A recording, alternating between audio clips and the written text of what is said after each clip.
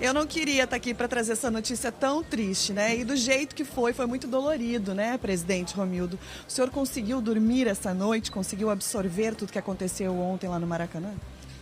Não foi uma noite tranquila, não foi uma noite também de insônia, por conta da trajetória. Quer dizer, há uma trajetória de 3 finais de Libertadores, há um trabalho consolidado, realizado, com alta capacidade competitiva, há também uma visão de que não tem terra arrasada, há também um reconhecimento de que no segundo tempo o Flamengo foi superior, mas há também um sentimento de indignação, há também um sentimento de que não foi um resultado digno para o Grêmio. Nós não podemos entender isso como normal, nós não podemos entender isso como razoável, e não podemos admitir que isso possa acontecer e, portanto, vamos tomar, evidentemente, todas as providências para a rápida recuperação. Domingo já temos jogo contra o Botafogo, vamos começar a tentar sair exatamente dessa situação. O Grêmio já fez por diversas oportunidades fez exatamente assim, quer dizer, recuperou logo em seguida, e esta condição é que o Grêmio vai tentar fazer agora, ou seja, o que nos resta é classificar bem no Campeonato Brasileiro e vamos fazer isso, mas que fique registrado, né? Não há conformidade, não há possibilidade de resignação, há uma irresignação, há uma indignidade, e não é somente do presidente, da sua direção, do Grêmio, há uma indignidade de todo o grupo de jogadores da comissão técnica. Ninguém admite o que aconteceu e trata isso como um acidente. Bom, a gente sabe que nem o mais pessimista dos gremistas imaginava um placar tão elástico, né, para os rubro-negros como foi ontem, e principalmente o segundo tempo, que parecia que não havia uma reação, uma força para reagir, o que é bem diferente daquele Grêmio que nós estamos acostumados, né? Que lição ficou desse jogo de ontem?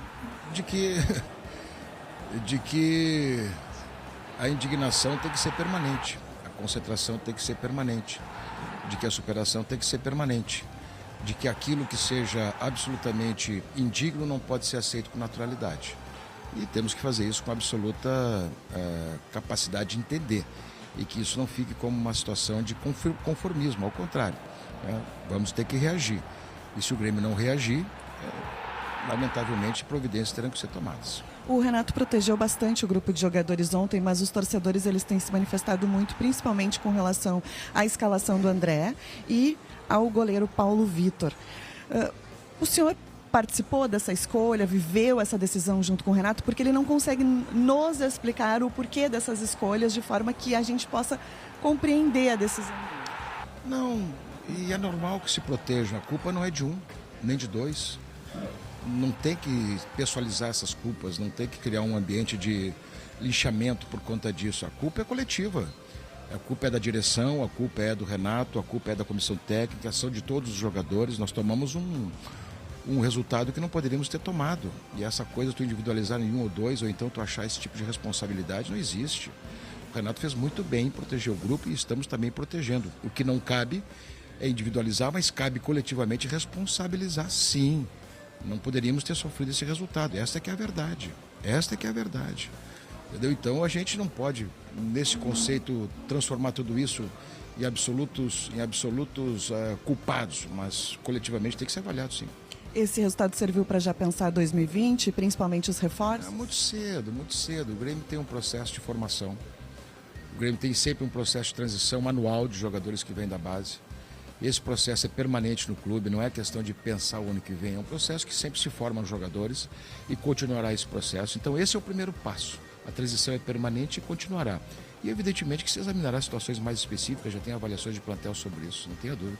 O Flamengo está muito distante dos outros clubes brasileiros, em termos inclusive de organização. A gente viu ontem o departamento médico do clube conseguiu 2 jogadores importantes que estavam machucados praticamente fora da partida, recuperados para esse jogo. Isso serviu também de avaliação para o Grêmio, para todo o contexto do futebol? Não diria isso, porque na verdade cada um tem as suas peculiaridades, cada jogador reage de uma maneira, nós não conhecemos o tamanho e a extensão das lesões dos outros.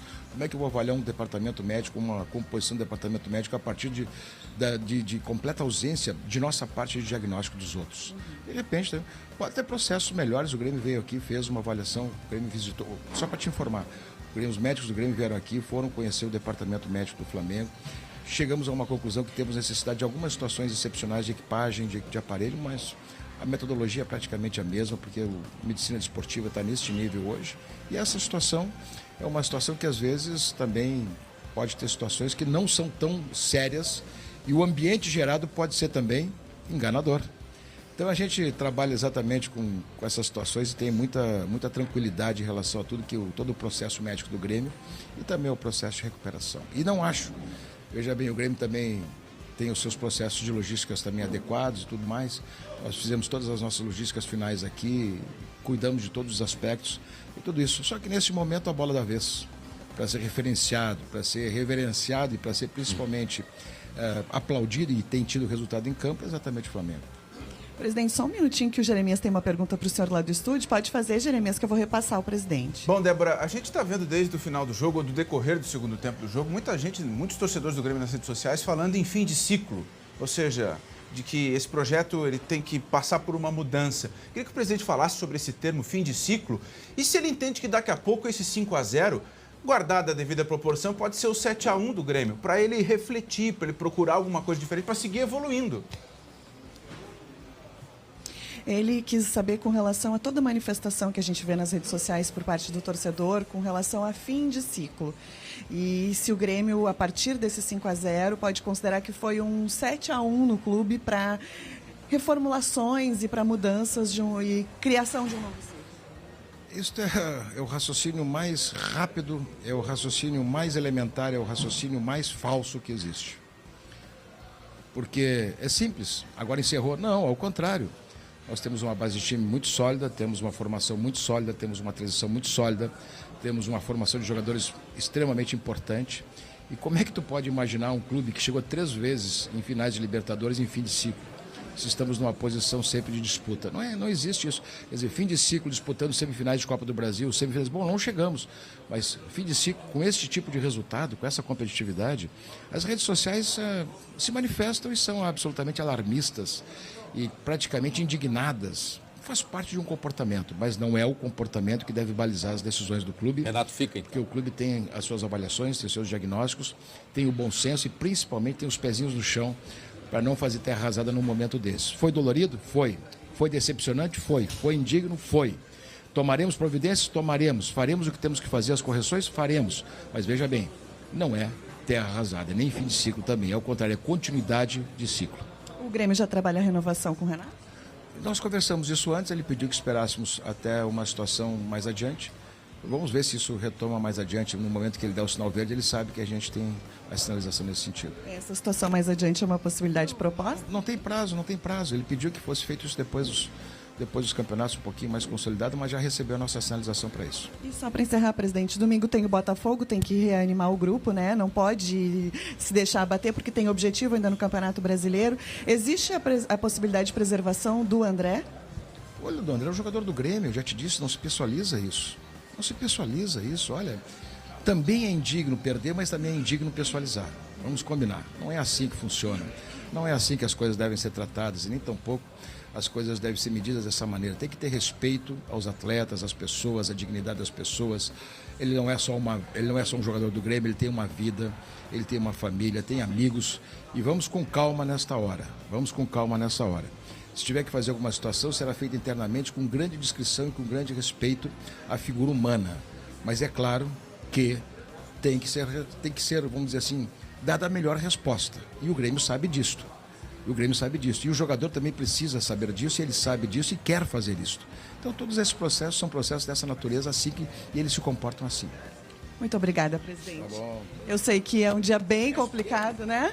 Porque nós vivemos junto com o clube esse dia de ontem e faz parte do jogo. Nós precisamos noticiar e com a figura mais importante do clube nesse momento, que é o presidente Romildo, acho que a gente conseguiu trazer um pouco de todas as respostas que Excelente o torcedor entrevista. gostaria. Ele deixou claro aqui que o André, ele não vai ser crucificado, mas está cobrando uma resposta maior do jogador, né? E a informação que a gente tem aqui de bastidor, né, Jeremias e André e pessoal de casa, é que realmente no domingo, talvez até por manifestação do torcedor, como o jogo é na Arena, o André seja preservado dessa partida e outras alternativas sejam buscadas. Até o Patrick aparecendo no meio-campo, já que não tem o Jean-Pierre e nem o Luan, que não deve mais jogar nesta temporada. O clima de bastante abatimento aqui na concentração, até os torcedores que ontem estavam festejando hoje estão cabisbaixos por aqui. Eu volto no campinho com mais informações.